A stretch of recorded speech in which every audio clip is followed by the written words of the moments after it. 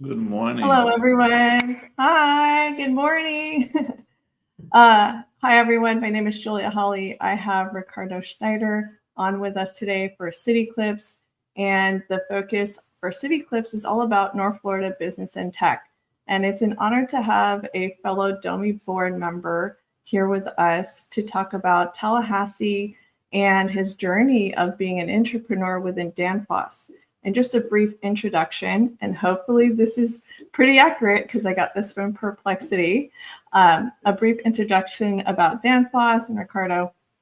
So Danfoss Turbocor was founded in 1994 as a pioneer in oil-free magnetic bearing compressors and became a Danfoss joint venture in 2004.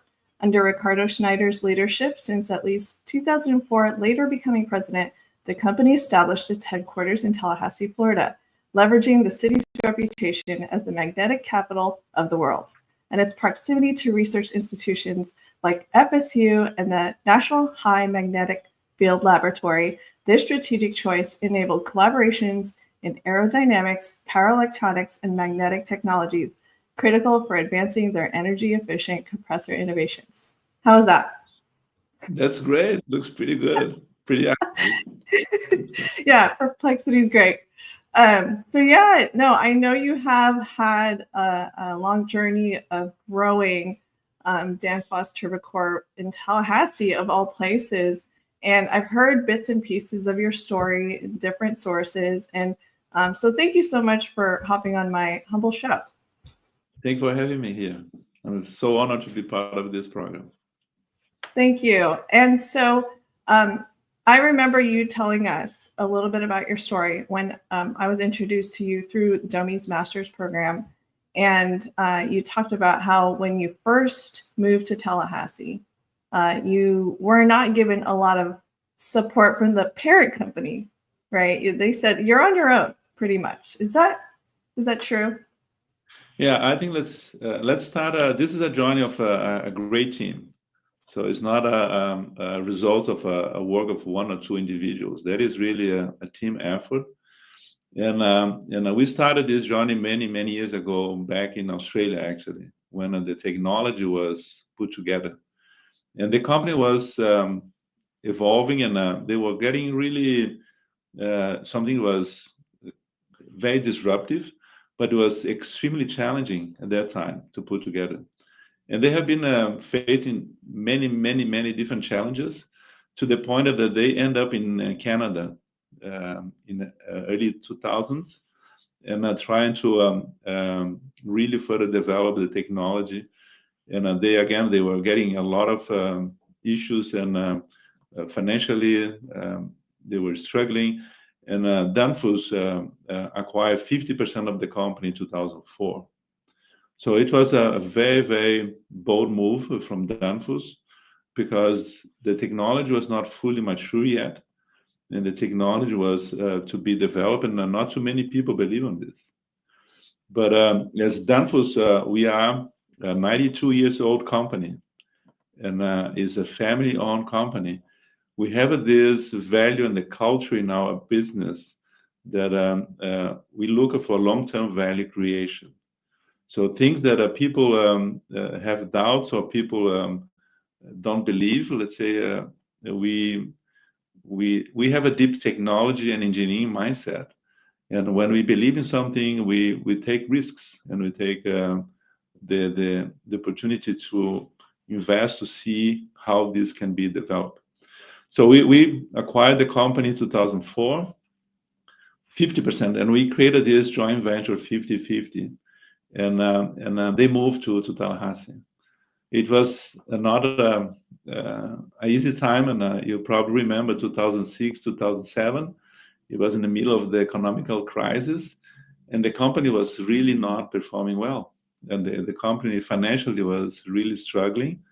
There was a lot of issues with the strategy, but we moved down here, as you mentioned, because the proximity of this fantastic ecosystem that is led by the Mag Lab, but also not only Mag Lab. There's other things that were very important to us, like the Air Propulsion Lab, material science, high performance material lab, and the caps.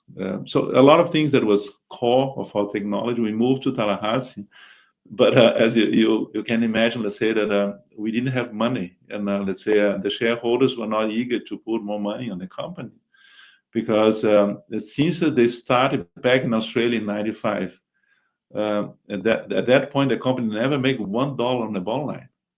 So it was kind of a startup that was a lot of investments, but was not coming out of this black hole of money and investments. And so we got into a situation that we have to fight for surviving, basically.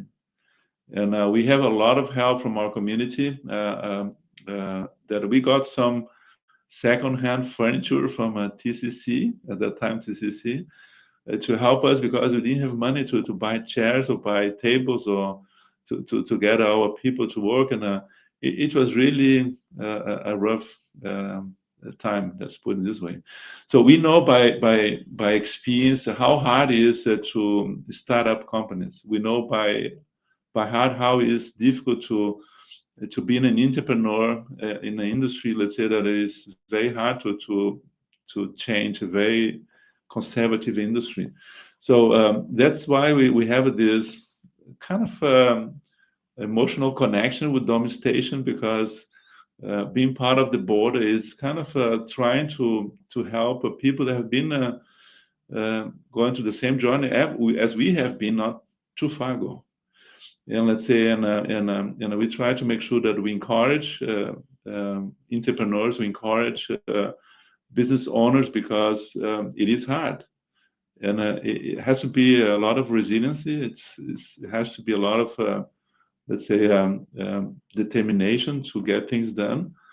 But it's possible if you believe in your technology, believe in your business, you believe in your business model. Let's say, go for and fight for it. And let's say that's kind of where we have been on the early stage of our business here in Tallahassee. Yeah, you had to really overcome a lot of obstacles, and it was a long period before you started seeing like actual major success. You had to wait a while. Yeah, let's say, depending how we define success, let's say, I think it was a lot of success before we start to make money. So just the fact that let's say we were able to put the technology together, to show the first prototype in 2001, let's say, and make the whole industry to think differently. That it was possible to do this technology in a way that was reliable, and it was kind of high level of efficiency. So there was some success that was on the way, but if you don't make money, it's very hard. So let's say innovation is just, let's say, becoming a reality when it is showing in your P&L and showing your balance sheet. So, and a lot of companies, they die before, because if you cannot generate your own cash, if you cannot generate, let's say, good earnings, investors are not going to work with you. Customers are not going to work with you. So it's really kind of a pivotal moment that we had in around 2008 to 2009 to turn around, and we make the first dollar on the bottom line in 2010. So not too long time ago. 15 years ago was the time that we kind of break this barrier. Then we start to earn our own cash. And Danfoss was kind of a very good in this sense that they left us alone. In a sense, let's say that if you don't earn money, if you don't generate your own cash, you don't have the rights to be in business. So you have to, that's a very, very good health culture. So they can help you, they can do, let's say, but you needed to be self-sufficient.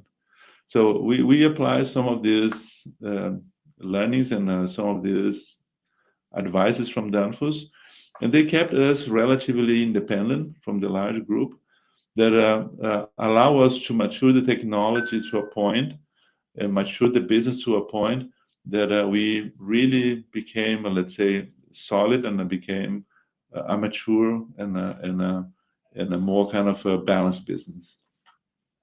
That's really neat that they, as large as they were, gave you a lot of freedom to innovate, and it almost gave you, that was like a strength in a sense. Even though you're very small, they gave you a chance to just grow on your own. Yeah, I recommend a book that we use kind of a guideline, that the founder's mentality, that is really showing how you kind of translate it to from a small entrepreneur company to a medium-sized and large-sized company, without to lose this what I call the founder's values, the founder's mentality, and let's say, and that's what let's say private business and business owners, they have their culture, they have their way to do things. And when the companies are growing, sometimes we can lose this kind of spirit and thinking and values. So we have to really reflect about what we are doing here, or what is our kind of mission. So, and Turbocor had a very clear mission that we were here to change the industry. We are here to help the industry to do more with less energy. And this was creating this emotional connection among our team. We created this kind of what I call the oil-free community, that was really kind of not only our employees, but our customers, end users, engineering companies that believe in this vision. And this was extremely powerful. Just to give people an idea and just to see, obviously, for those who aren't familiar, I mean, there's many people even in Tallahassee, North Florida, doesn't know Danfoss exists, because, your customer base is not your overall consumer, and it's a different, it's these are larger companies. And also you've had a recent expansion, a manufacturing expansion. It's publicly noted that it was a 62 million expansion of a 145,000 square foot facility opened in May of 2024, doubling production capacity to meet global demand. And you've done wonderful community partnerships with initiatives with FAMU and FSU College of Engineering.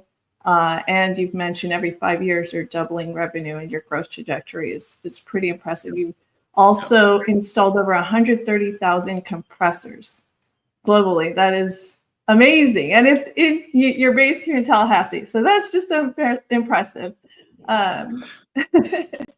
I think it's important to just elaborate a little bit about Danfoss. Danfoss, as I mentioned before in the beginning, it is a 92 years old company, a family-owned company. Less than 0.5% of companies survive that long. So, and we have been growing, and we are about, let's say, in dollars, about $11 billion company, a $12 billion company. We have 40,000 employees around the globe, but we still keep this family culture. It's a Danish family that owns the business, and a lot of people don't know, let's say, that the third generation of the owners, they were working in Tallahassee. Was one of the today board member of the company, was working here in Tallahassee for about 2 years. He was coming with his 4 Taurus.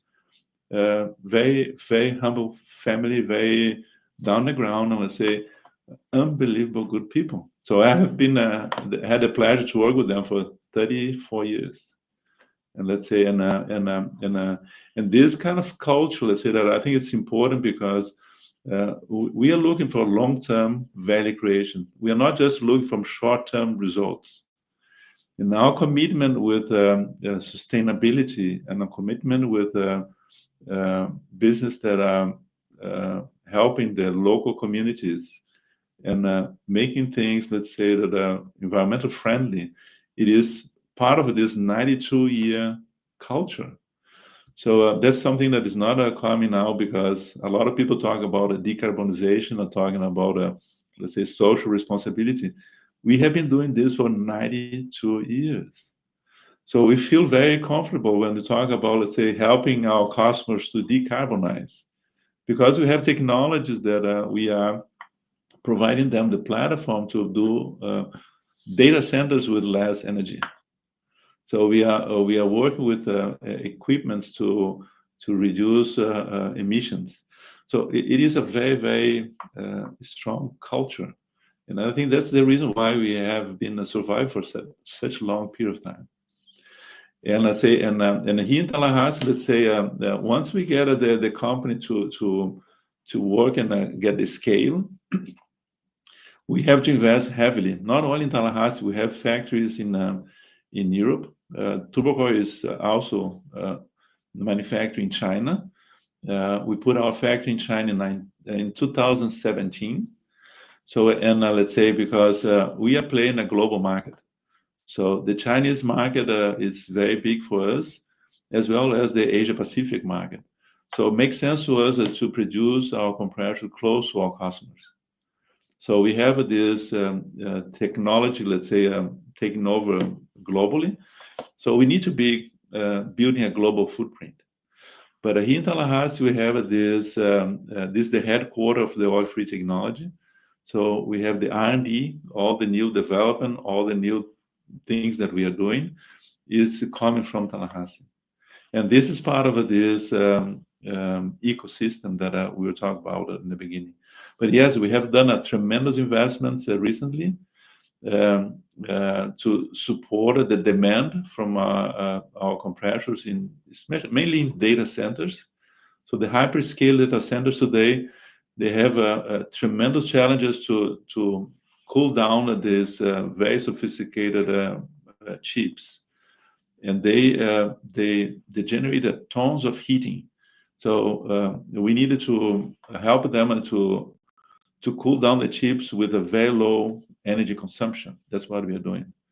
So we have, let's say, basically half of our volume today of compressors that we produce here in Tallahassee going to cool down data centers. And I think that is awesome because these guys, they are pushing technology, they're pushing the boundaries of energy efficiency, and we are very happy to be part of this major transformation from the whole society, getting in artificial intelligence and getting more digitalized, let's say that, and doing this with less energy. That's super exciting. Yeah, it's really exciting. I know I've gotten a chance to see, what the just everything, like all the technology that when you've given us tours there. And so, and it's oil free. You'd think like maybe when you were first going through the innovative process and people will be like, that's not possible, right? How is that possible? How can you do something like that without any oil, right? So it's really fascinating. And it's all through magnetic energy and probably a combination of things. Yeah, it's kind of, let's say, every mechanical device needed to kind of reduce friction. So the car or any kind of mechanical parts that we are dealing with, you need to have lubricants, and we need to have, let's say, ways to minimize the wearing parts. Once you have a product like our technology that you levitate the shaft and spinning this at 45,000 RPM with no metal-to-metal contact, there's tremendous benefit from energy efficiency point of view, but also there's tremendous benefit to make sure that the product will not reduce performance over time. So let's say with frictionless technology, you're making sure that your product 10 years later, 20 years later, they are going to have exactly the same performance because there's no wearing parts. And this is why the technology is so disruptive, because a lot of people think that it's too complicated because it's really a mechatronic type of technology. It is a combination of electrical, mechanical, software, and magnetic field and magnetic materials. It is very, very complex. And a lot of people said that this is unrealistic. It cannot be done. But we proved that, yes, it can be done, can be competitive, and can be reliable. It's very rewarding to have this kind of disruptive technology becoming a mainstream. That is, for our team here, it is a dream coming true. Let me see if I could pronounce this right. So you attended the Universidad Federal de Rio Grande do Sul? Yeah, very well. Yeah. In Brazil, right? Where you earned a bachelor's and master's degree in mechanical engineering. And then you pursued executive education at Harvard Business School. Yes. That's pretty awesome. And you completed the general management program there. And so you spent some time in Boston for a little bit. And I think I remember you mentioned that MIT wishes they could have the MagLab back. Yeah, I think that we have something here that a lot of people like to have this on their background or the background. But we are very happy to have the in Tallahassee. Yeah, we were lucky, and it's funny to me. Sometimes every week, I'll say, "You know about the MagLab, right?" And like, no, there's people still that don't realize, how amazing the resources there and institutions at Innovation Park are tremendous. So, what would you see as opportunities for North Florida as a whole, considering the MagLab and Innovation Park and the nearby markets? I guess you can say, like, what would you say are great opportunities that people can consider? Yeah, let me say that I have had the pleasure to travel all over the world. I have a pleasure to see Asia, Europe, Americas, and let's say, and network with a lot of people in different universities, different technology centers, different labs, and probably the very, very sophisticated infrastructure and what they call ecosystems around the globe for technologies. Here in Tallahassee, we have something that is so unique, it's so powerful, that it is the best assets that we have to help us to leverage our economic development. We will not be able to compete with Palo Alto in computer science. We will not be able to compete with healthcare in some issues with health management and with Boston or Berlin in Germany or Beijing. What we have here that is unique, that nobody has, is this magnetic ecosystem. That's why we are here. So I think that the best chance that we have to create more jobs, to attract companies, is to bring to our ecosystem companies that are depending from magnetic science and magnetic technologies, like, for example, MRIs. Let's say this is a very big magnet that is creating image of bodies in some way. So there's a lot of development on this area to advance MRIs and why these companies are not here in Tallahassee. Other opportunities, for example, the future green electricity generation through fusion technology is depending from these high temperature superconductors to create this magnetic field to control the reactor or the fusion technology. This is developed right here. I can see here from my office, the MagLab. Let's say, I think that this is the way that we have, let's say, to unify a vision as a community to be the real and a true magnetic capital of the world. That is, my opinion, the only chance that we have to create a real economic development. Because let's say, if you are going to compete with other folks out there in a global arena, let's say we need to be the best in one thing. That's what I learned in my experience in my career in the business. So if you want to be the number one in the world, you have to be the best what you are doing. Why do we have the best of the best in Tallahassee? It is the magnetic ecosystem. So I truly believe, let's say, that we needed to continue to educate our community. What is this about? We needed to continue to have a playbook for attracting companies to Tallahassee. And we needed to engage, let's say, the state, the local government, and federal government on this vision, because this is a big topic for the country. It's a big topic for the state of Florida, let's say. And I think we have I think the timing is good. The timing is very good. We have been talking this for years, but I think that we have now get to a point that start to move, and hopefully we will move faster. So this is my thinking about, let's say, around this clear vision, a unique and a very strong value proposition about our community.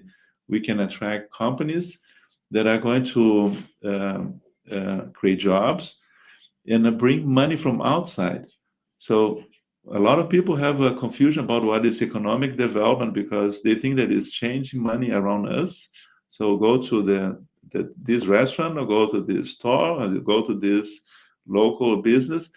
But we have to have, let's say, companies that are exporting services and products like we do. Let's say that the money from all of the world is coming to pay for the jobs that we have here, is coming for investments that we do here. So it's fresh money coming from outside of community. So this is a really true economic development. Yeah, that's so helpful. And there is a lot of confusion of what economic development can mean. But yes, I'm glad you brought that up too. And there's a lot of other institutions too. Like we have that large wind tunnel, if I could remember correctly the acronym, but it's the largest. And apparently, because I took a tour also, it's one of the best and largest, one of the largest in the country that nobody knows about, at least locally. There's a lot of assets in town that is very unique caps. They have a lot of capabilities for power electronics, right? And the high performance materials. We say also they have a lot of capabilities in very sophisticated materials, fiber carbon compositions, and so it's a big opportunity for a lot of companies to leverage with this ecosystem. And at the time too, now we have the new lab there with Ignite Tallahassee, because before that didn't exist. And so you had to start with I saw pictures of the old offices. Now your campus is amazing and it looks pretty much like Google. And so, and going back to magnetics, the recent magnetics conference was hosted here in Tallahassee. Did you see any positive feedback from those who traveled from across the world? Yeah, I think that's my point. That I think we are getting to a point that we are getting traction now.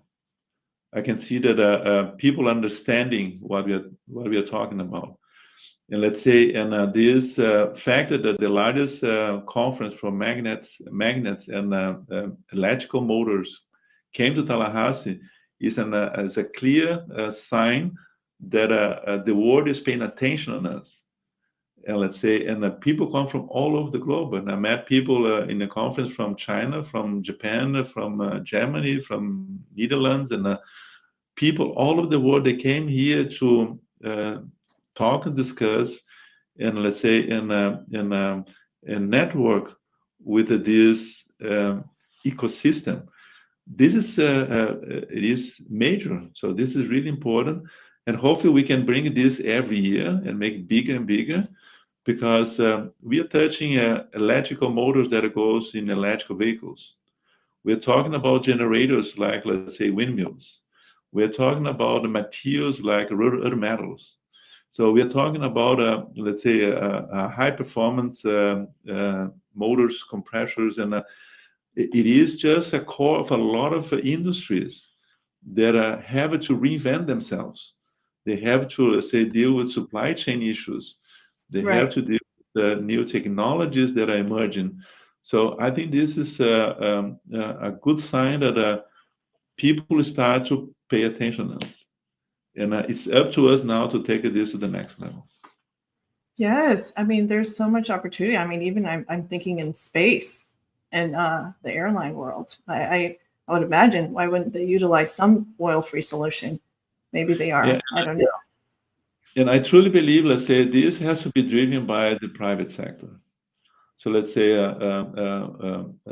we as business owners, small companies, large companies, we need to drive this. So the state and local, they can support it and can help, and they can. But the private sector is the one that has to play a major role here on this next phases of this economic development and the magnetic science and applied science. So I think that I would like to make sure that every business owners, every small companies in town, they understand, let's say, that everybody can get a benefit if the pie get bigger.